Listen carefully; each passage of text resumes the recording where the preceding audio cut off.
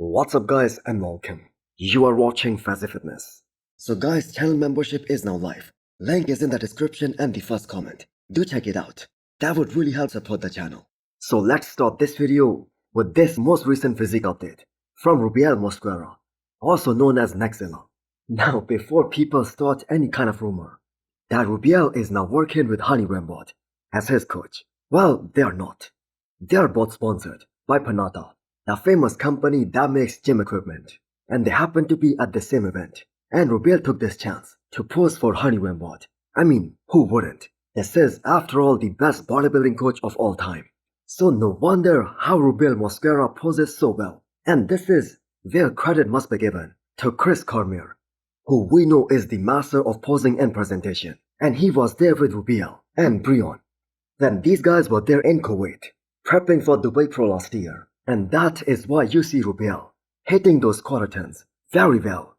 I'm gonna say to absolute perfection. Now this might come as a shocker to many of us, but after looking at this particular picture of Rubiel and Barros Tabani together and comparing their condition and looking at the kind of condition that Rubiel is in right now, I think Rubiel might still be prepping for this upcoming Dubai Pro.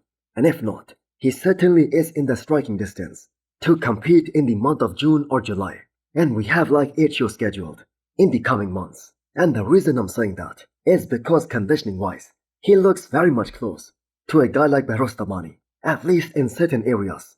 I mean, he looks very round, very full, and very hard. And he isn't a guy who has super separated body parts at roughly 4 to 5 weeks out. His legs in particular, they give a very false impression because they just do not have enough separation, enough detail. But for a guy who has continuously been traveling, Rubiel does look pretty damn good here and very impressive. So just to remind you guys, Rubiel is just 29 years old and we do not see many 29 years old out there. I'm gonna say not even a single one who has such a ginormous looking physique, enormous amount of muscle mass, crazy amount of freak factor. So the only thing that Rubiel needs at this point is to be laser focused towards being a better bodybuilder, towards being an IFBB pro. And I am 100% sure that he will be on the Olympia stage if he does that. Now back to that rumor. Will you guys be thrilled if Rubiel actually paired up with Hani Rambot? We know that isn't a possibility, but still, that would have been so exciting. So we are now 2 days out of the next Olympia qualifier, which is the Legion Sports, happening this coming weekend. So let's take a look at the updates of some big names competing in this show, starting with the favorite, Tonio Burton, coming back after a gap of 1 year. So Tonio Burton right there flexing those quads and revealing the feathers. That is a great reply to everyone out there who said that he uses oil, especially in his quads, and they are big and round with no detail. But the fact is that isn't the case. He probably has one of the best quads, especially in terms of that sweep, in the whole of men's open bodybuilding. So this is the best Tonio's quads have ever looked since the time he switched over from the 212 into the men's open. And it kind of seems like that Tonio has been working a lot on controlling his waistline very well. So this vacuum, that is looking super impressive. And that is making him look a lot more aesthetic with that crazy X-frame, that insane V-taper. So those first 2 shots on Tonio Burton, they are not only his best shots, but they are probably some of the best front shots in the men's open. And again, that is the case because he creates such an amazing illusion of having that X-frame. And we know having a great X-frame and a V-taper, that is what bodybuilding is all about. And Tonio Burton has it all. Now he might not have the strongest side shots, and this is just me going by his looks in both the shows that he did last year, the New York Pro and California Pro.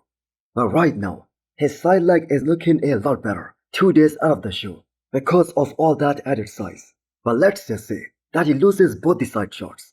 But the thing is, when he turns around and hits those back shots, and I'm gonna say both of them, they are also the biggest strengths for Tonio Burton. So in my opinion, Tonio is obviously the favorite to punch his Olympia ticket this weekend, even against a guy like Blessing and Florian Pson.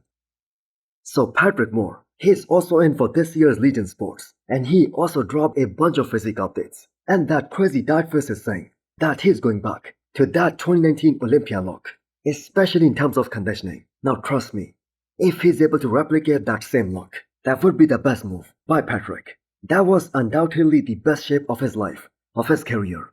And that is why he was able to place top 10 at his Olympia debut. And some people out there even had him higher than 10th. But since then, it was all downward trajectory. And the major reason for that was because he was unable to pack on enough size on his frame, which was desperately needed, especially in comparison or in reference to the men's open bodybuilding, where size is something that matters a lot. And yes, I know Patrick was among the most aesthetic guy that came onto the scene roughly 5 to 6 years back. His shape is amazing, still one of the best out there. But the fact is, aesthetics and being classic, that will only carry you so far, especially when you lack the size and the thickness. So at this point, there are no expectations from Patrick Moore, because his story every single year for the past few years that has been the same, not having enough size and muscularity, especially to compete with all these big boys. And he has been getting that same feedback from the judges over and over again. The problem is, when he tries to come in too full, he loses so much detail. And when he comes in ripped, he loses so much size. So what do you guys think? Can Patrick be in the top 3? Florian Pson also released some updates 2 days out, getting ready for the second men's open bodybuilding show of this season. And for those of you guys who do not know, he just switched over from classic into the men's open bodybuilding. And I have got to say, a lot of people out there, they are sleeping on this guy. But the fact is, if there is anyone in this lineup who can stand next to a guy like Tonio VS and have legs as good as Tonio, or I'm gonna say maybe even better than him, that is Florian Pson. He had the best quads at this past California Pro. And there was a time when the judges moved him towards the center to have a comparison of him and Regan. And the more you look at Florian's physique from this past weekend, the more you realize he looked absolutely awesome.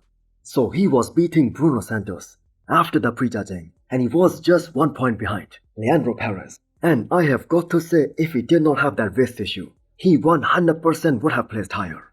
Now just to clarify how crazy small Florian's waist is when he is 100% on, just take a look at this front double biceps from back in 2019 Portugal Pro, where he made his men's open bodybuilding debut versus this recent one at Cali Pro. Now I know different lighting, but look at that waist difference. It seems like he was posing differently back then, and he also peaked better in 2019.